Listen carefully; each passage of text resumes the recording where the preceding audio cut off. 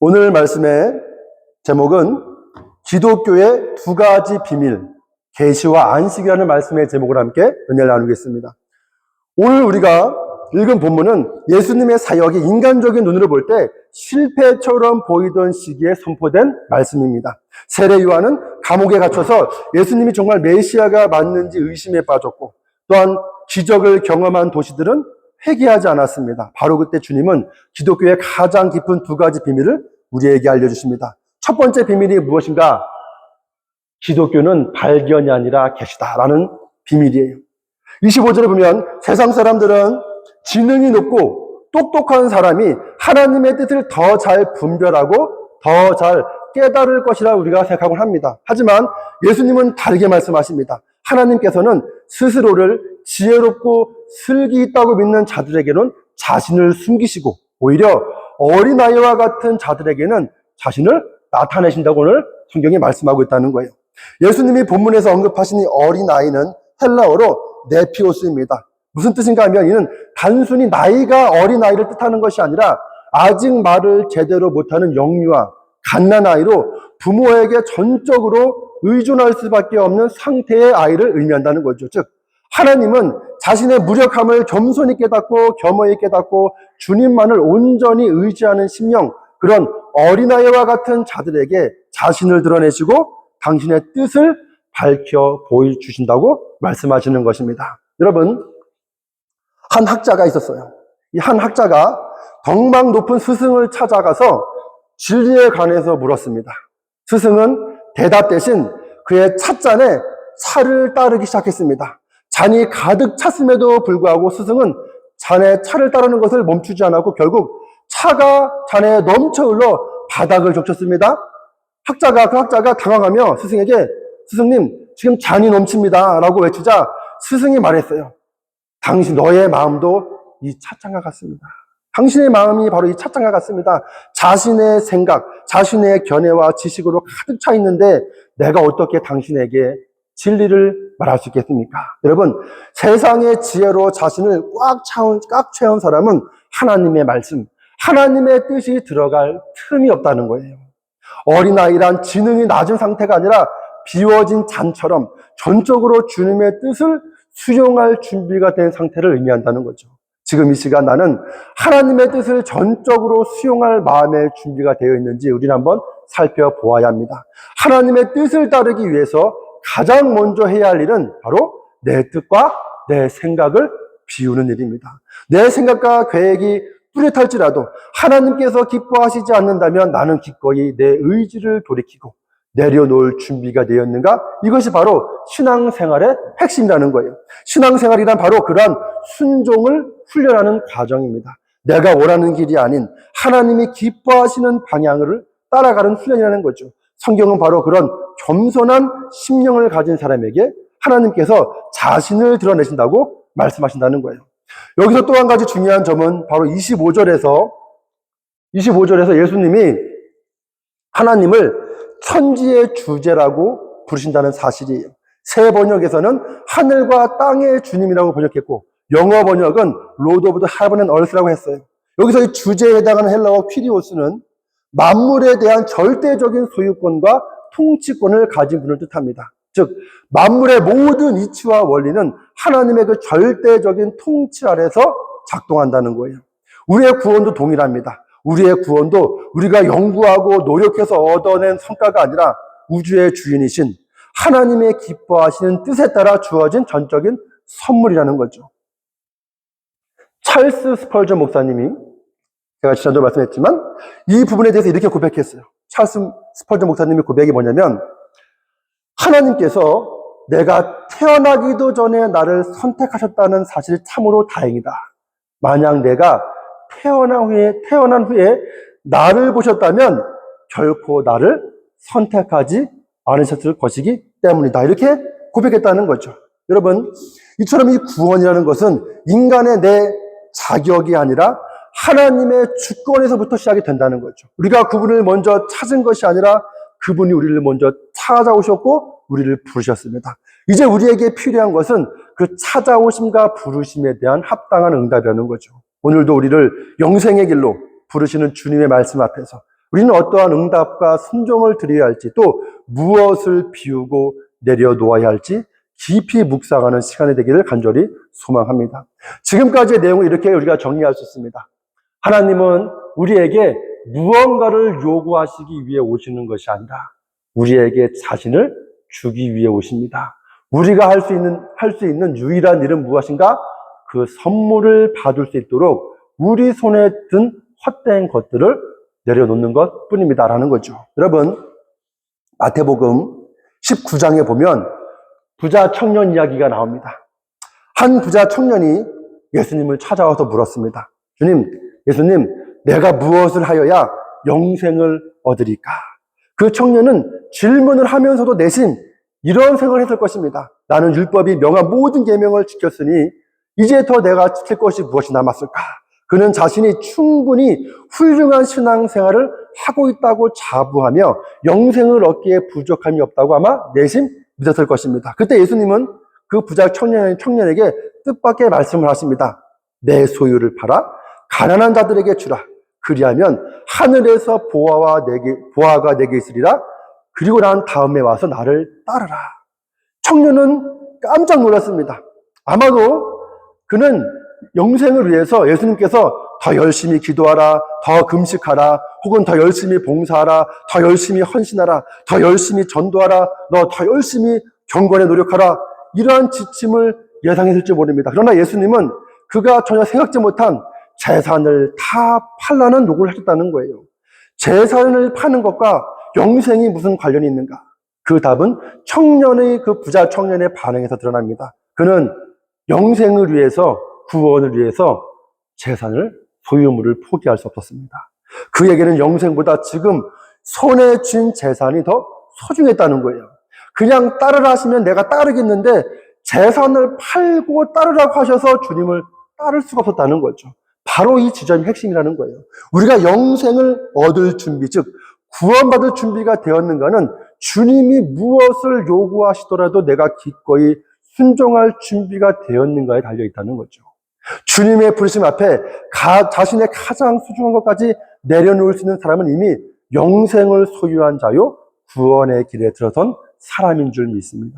여러분, 예수님은 율법을 열심히 지키려 애써온 그 청년에게, 열심히 그 청년이 젊을 때부터 율법을 지키기 위해서 열심히 애써온 그 청년에게 정말 구원, 영생이라는 최종 선물을 주고자 하셨습니다. 그러나 그 부자 청년은 주님의 마지막 요청 앞에서 스스로 발길을 돌려버렸다는 거예요.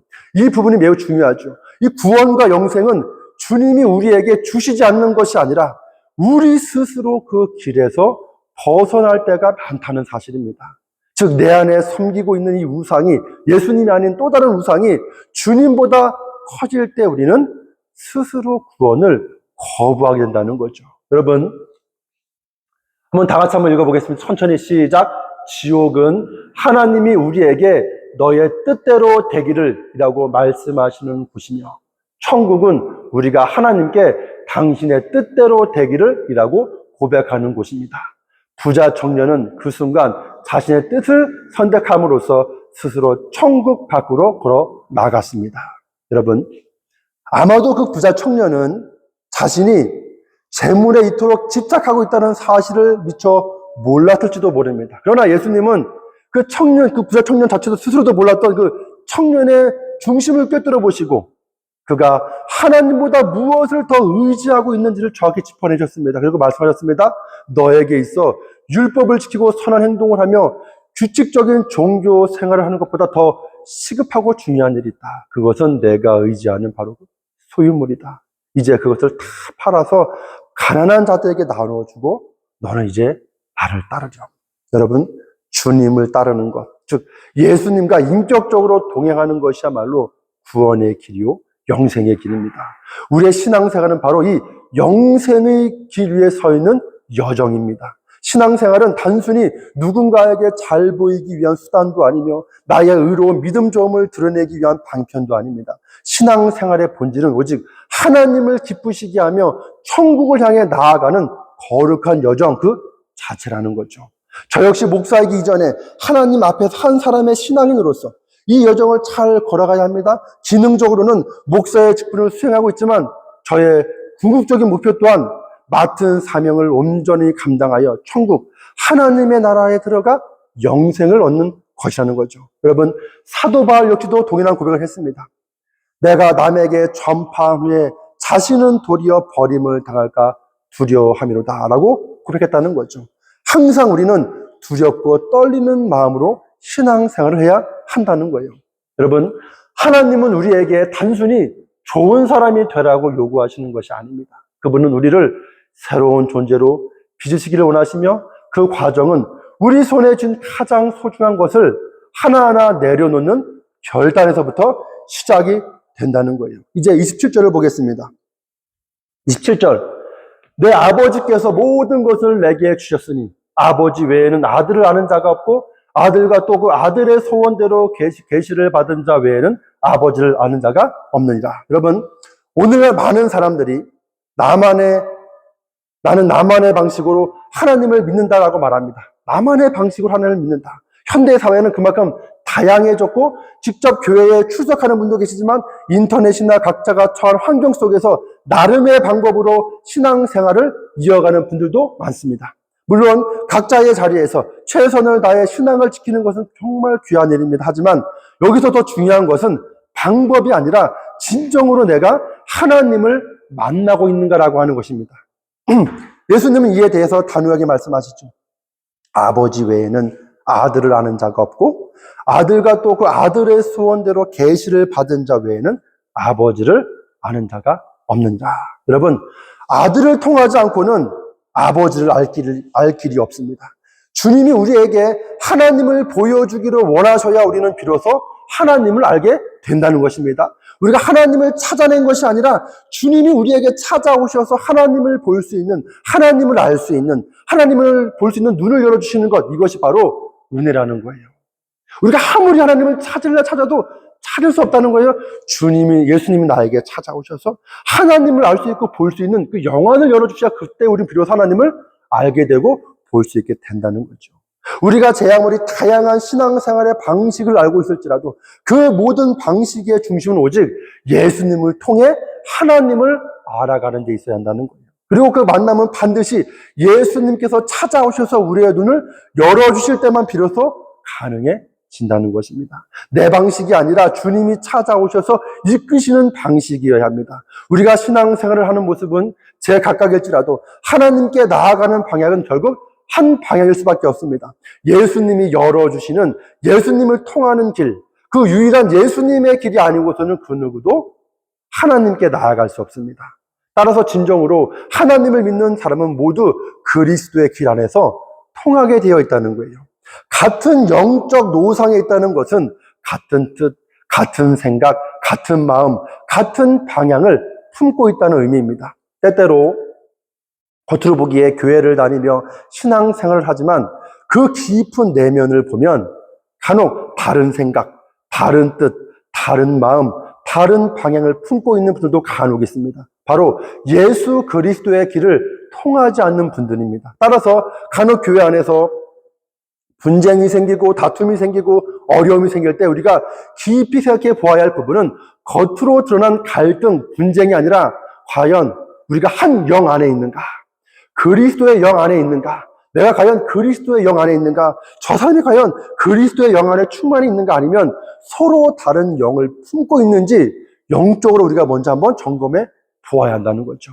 왜냐하면 예수 그리스도가 몸 대신 머리 대신 교회는 결코 분열될 수 없습니다. 여러분, 잘 알고 있는 분 있죠? 헬렌 켈러, 미국의 사회운동가이자 시각장애, 청각장애, 언어장애를 가지고 있었으나 이 삼중고의 장애를 딛고 장애인 인권운동, 노동운동 등 다방면으로 활동한 인물입니다. 이분이 이 책에서 그 유명한 이런 말을 썼어요. 이분 장님인데 사흘만 세상을 볼 수 있다면 첫째 날은 사랑하는 이의 얼굴을 보겠다. 둘째 날은 밤이 아침으로 변하는 기적을 보리라. 셋째 날은 사람들이 오가는 평범한 거리를 보고 싶다. 단언컨대 본다는 것은 가장 큰 축복이다. 사실 이분이 가지고 있는 이 소망은 우리는 너무나 평범하게 누리고 있는 일상의 모습이에요. 하지만 어떤 분에게는 내가 누리고 있는 일상의 모습이 가장 큰 소원인 그런 분도 있다는 거죠. 이 장님이면서 청각 장애인이었던 이 헬란 켈러의 이야기를 다 아실 겁니다. 그녀는 보지도 들지도 않은 암흑 속에 갇힌 것 같은 인생을 살았던 인물이에요. 그녀에게 어떤 개념을 설명한다는 것은 굉장히 힘든 일이었습니다. 그녀에게 예를 들어서 이 물이라는 개념은 아예 존재하지 않았어요. 왜냐하면 물을 볼 수도 없고 물소리를 들을 수 없기 때문입니다. 하지만 이 설리번 선생님이 헬렌의 손바닥에 글자를 쓰고 차가운 물주기를 직접 만지게 하며 끈기 있게 계속 물이 어떤 건지를 계속 설명해주고 알려주었을 때 그녀는 비로소 물이 무엇인지 깨닫게 되었다는 거예요. 여러분, 우리의 신앙도 이와 동일합니다. 우리가 죄악 중에 있을 때는 아무리 하나님과 영적 세계에 관해 설명을 들어도 우리는 무지몽매하여서 깨닫지를 못합니다. 육적인 생각, 육적인 세상에 붙들려 있으면 영적인 세계를 이해할 수가 없다는 거예요. 그러나 예수님께서 찾아오셔서 우리의 눈을 열어주실 때 비로소 영적인 세계가 열린다는 것입니다. 이것을 신학적으로 계시라고 그래요. 계시라고 합니다. 스스로는 결코 알 수 없고 누군가 외부 인물이 알려주어야만 깨닫게 된다는 것을 의미한다는 거예요. 헬렌 켈러가 스스로 노력해서 물의 본질을 깨닫는 것이 아니라 선생님이 끊임없이 손을 잡고 설명해주고 느끼게 해주었기에 알게 된 것처럼 우리에게 말씀하시는 주님의 말씀도 동일합니다. 주님이 내 영안을 열어주시지 않으시면 우리는 결코 볼 수 없다는 거예요. 그래서 우리가 때로는 왜 하나님의 뜻이 보이지 않지? 왜 하나님의 뜻이 생각나지 않지? 왜 말씀하시면 들리지 않지? 말씀은 이미 벌써 들렸고 하나님의 뜻은 이미 벌써 펼쳐졌으나 우리의 영안이 열리지 않아서 영적인 하나님과 교통이 막혔기 때문에 보이지 않고 들리지 않을 때가 많이 있다는 거죠. 여러분, 우리가 태양을 볼 수 있는 것은 우리가 눈이 좋기 때문이 아니라 태양이 스스로 빛을 비추고 있기 때문입니다. 하나님을 아는 것도 마찬가지입니다. 그분이 빛을 비추어 주시지 않는다면 우리는 영원히 어둠 속에서 손을 더듬거릴 뿐이라는 거죠. 우리가 하나님을 찾아낸 것이 아니에요. 하나님을 완벽히 아시는 그 아들 예수님께서 우리의 손을 잡고 아버지를 보여주실 때 우리는 비로소 하나님을 깨닫게 된다는 거죠. 이것은 인간의 지식이나 지능의 차원이 아니라 하나님이 직접 알려주셔야 하는 영적인 차원, 즉 계시의 차원이라는 것입니다. 우리의 신앙생활은 반드시 이 영적인 세계를 이해해야 신앙생활의 이 본 활동에 들어갈 수 있다는 거예요. 이 시간 주님께서 우리의 영안을 열어주시기를 소망합니다. 그리하여 우리에게 필요한 계시의 말씀을 더 많이 알려주시고 더 깊은 차원의 하나님을 아는 지식을 열어주시기를 간절히 소망합니다. 여러분, 28절 두 번째 비밀이 무엇이냐? 첫 번째 비밀은 계시였다. 기독교는 또한 어떤 비밀이냐? 기독교는 노동이 아니라 안식이다. 여러분, 마태복음 11장 28절은 성경에서 가장 사랑받는 말씀 중에 하나입니다. 여기서 주님은 완벽한 자나 의로운 자를 부르시지 않으셨습니다. 바로 수고하고 무거운 짐진 자들을 부르셨습니다. 특별히 수고하다에 해당하는 헬라어 코피온테스는 어떤 수고냐? 정말 녹초가 될 정도로 지친 상태 혹은 자신의 힘을 다 소진해버린 상태를 의미합니다. 주님은 그렇게 우리가 바로 이 한계에 다다른 자들에게 나에게 오라고 말씀하시며 내가 너희를 쉬게 해주겠다고 약속하신다는 거예요. 주님은 단순히 교회로 오라, 성경을 읽으라, 기도하라고 명령하신 것이 아니에요. 나에게로 오라. 즉 예수님 당신께로 오라고 초청하신다는 거죠. 우리가 교회에 오고 성경을 읽고 찬양을 하며 기도하는 모든 신앙생활의 최종 목적은 결국 예수 그리스도를 인격적으로 만나기 위함입니다. 여러분, 인생의 무게와 죄의 가책 그리고 종교적인 율법의 지면에 눌러 허덕이는 분이 계십니까? 주님은 우리에게 너 더 노력해야 돼, 더 경건해야 돼라고 채찍질하지 않으십니다. 그저 나에게로 오라고 하신다는 거예요. 그러면 주님께서 참된 안식을 주시겠다고 약속하신다는 거죠. 여기서 내가 쉬게 하겠다, 내가 너를 쉬게 하리라는 이 뜻의 헬라어는 아나파우는 단순히 하던 일을 멈추는 일시적인 휴식을 넘어서 어떤 의미를 갖고 있냐? 쉼뿐만 아니라 그 쉼 속에서 새로운 에너지를 주어서 완전히 너의 원기를 회복하게 해주겠다. 단순히 쉬는 것에 그치지 않고 다시 일어설 힘까지 주시겠다는 약속이라는 거예요. 여러분, 우리가 주님께 나아갈 때 우리는 성령의 생기와 성령의 충만함을 덧입게 되는 줄을 믿습니다. 사도행전 2장 17절에 이렇게 얘기하죠. 하나님이 말씀하시기를 말세에 내가 내 영을 모든 육체에 부어주리니 너희의 자녀들은 예언할 것이요 너희의 젊은이들은 환상을 보고 너희의 늙은이들은 꿈을 꾸리라. 세상적인 생각에서 보면, 육신적인 생각에서 보면 좀 뭐가 안 맞는 것 같아요. 젊은이들이 꿈을 꿔야 되는데 여기서는 뭐예요? 노인들이 꿈을 꾸게 될 것이다. 여러분, 하나님의 성령이 임하면 어떤 일이 발생하는가? 우리의 상황과 환경, 나이와 배경을 초월하여 새로운 소망과 꿈과 생기로 충만하게 되는 줄 믿습니다. 이 시간 정말 하나님께서 우리에게 성령 충만함을 주셔서 정말 다시금 주님의 은혜 안에서, 주님의 안식 안에서 우리의 신앙의 약성이 회복되고 또한 새로운 소망과 생기로 충만하게 되기를 간절히 소원합니다. 29절에 이렇게 얘기하죠. 나는 마음이 온유하고 겸손하니 나의 멍에를 베고 내게 배우라. 주님은 안식을 약속하시면서 동시에 또 멍에를 매라고 하신다는 거예요. 희한하죠. 안식하라고 하시면서 또 그 힘든 멍에를 매라고 하십니다. 이 당시 유대인들에게 이 멍에는 사실 율법의 무거운 짐을 의미했습니다. 하지만 주님은 나의 멍에를 매라고 하신다는 거예요.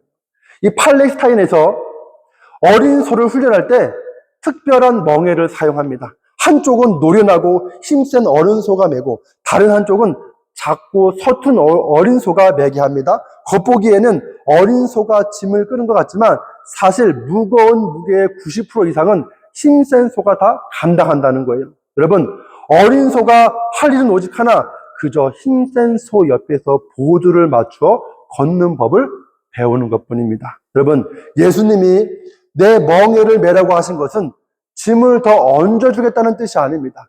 내 옆에 서라. 내가 다 끌어줄 테니 너는 내 곁에서 걷는 법을 배우라는 사랑의 초대라는 거예요.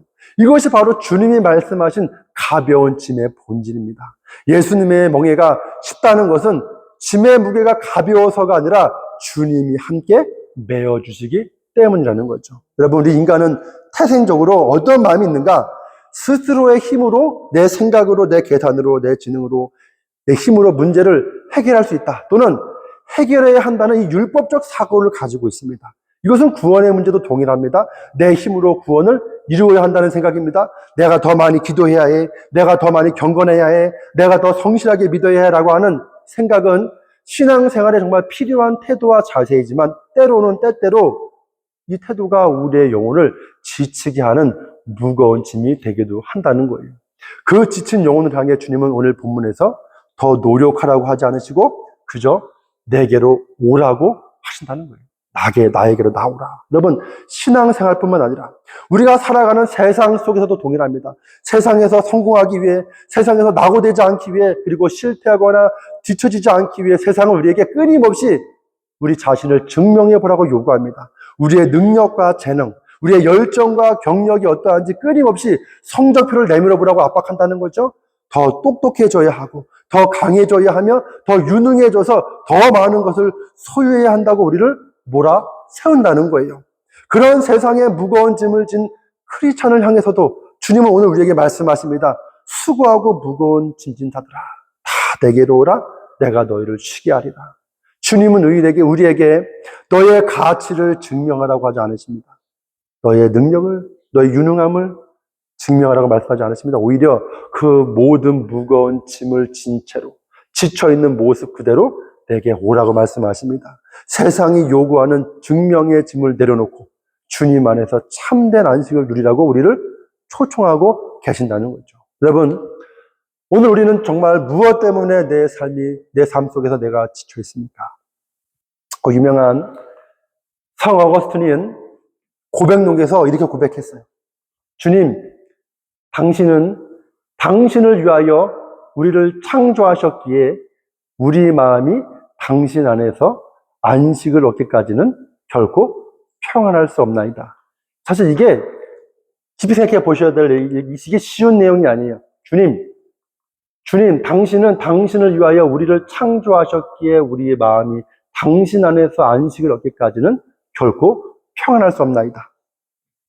이 상 어거스틴의 저서 고백 중에 나오는 이 유명한 문장은 우리 인간 존재의 근원과 행복의 본질을 꿰뚫는 기독교 철학의 핵심을 담고 있어요. 이 고백에는 세 가지 중요한 의미를 담고 있습니다. 첫 번째 뭐가 있냐? 존재의 목적. 당신을 위하여 우리를 창조하셨다. 이게 무슨 뜻이냐? 사람이 만든 물건은 목적이 분명하죠. 시계는 시간을 보기 위해서, 의자는 앉기 위해서 존재합니다. 어거스틴은 인간 역시 하나님이라는 창조주에 의해서 그분과 사귀고 그분을 영화롭게 하기 위한 목적으로 우리 인간이 만들어졌다고 한다는 거예요. 즉, 인간의 설계도 안에는 처음부터 하나님이라는 부품이 들어가야만 완성되도록 세팅이 되어 있다는 거죠. 그 사람은 어떻게 완성되는가? 그 안에 하나님이 들어가야만, 이 사람이 진정한 하나님의 뜻하신 사람이 되었구나라고 그렇게 세팅이 되었다는 거예요, 인간의 설계도가. 두 번째, 채워지지 않는 갈증.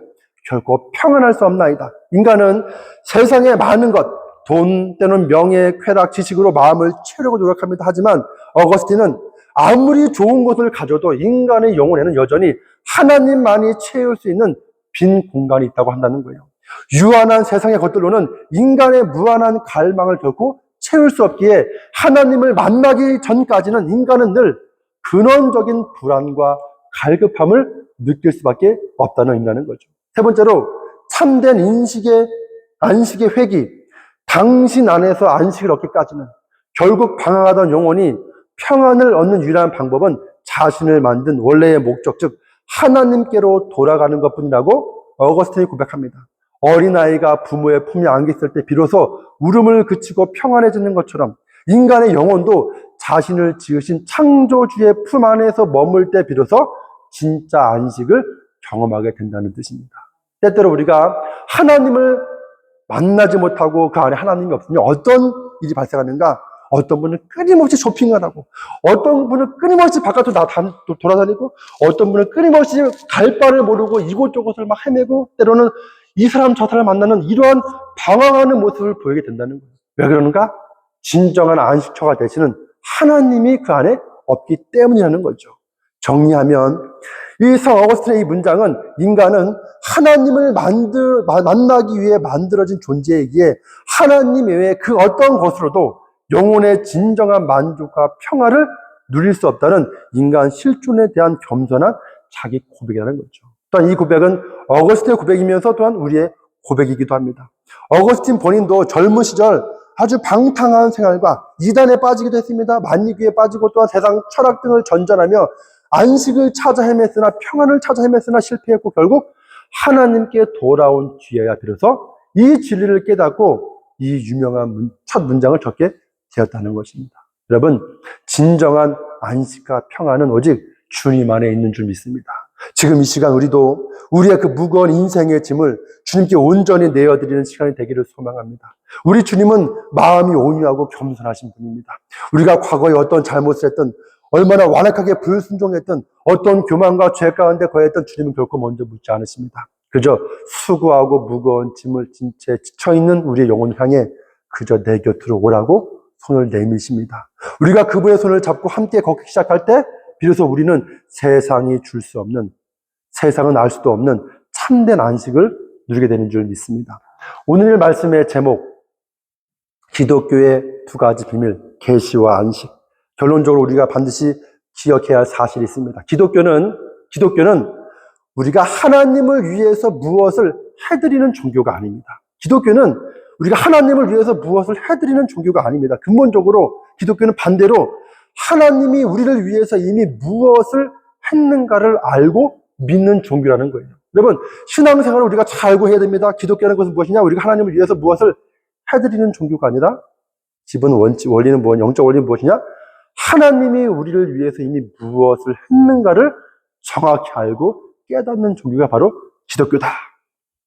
우리가 마지막으로 잘 알고 있는 빅토르 위고의 레미제라블이라는 소설이 있어요. 영화로도 많이 나왔고 연극도 많이 나왔지만 여기서 중요한 게 이제 장발장 얘기인데, 이 소설에서 이 장발장은 미리엘 주교의 큰 은혜를 경험합니다. 어떤 은혜인가? 주교는 갈 곳 없는 이 장발장을 정말 궁휼히 여겨서 하룻밤 숙소를 제공해주고 장발장으로 하여금 그 집에 머물게 해주죠. 장발장은 그 큰 은혜를 하지만 그 큰 은혜를 저버린 채 어떤 일을 행하는가?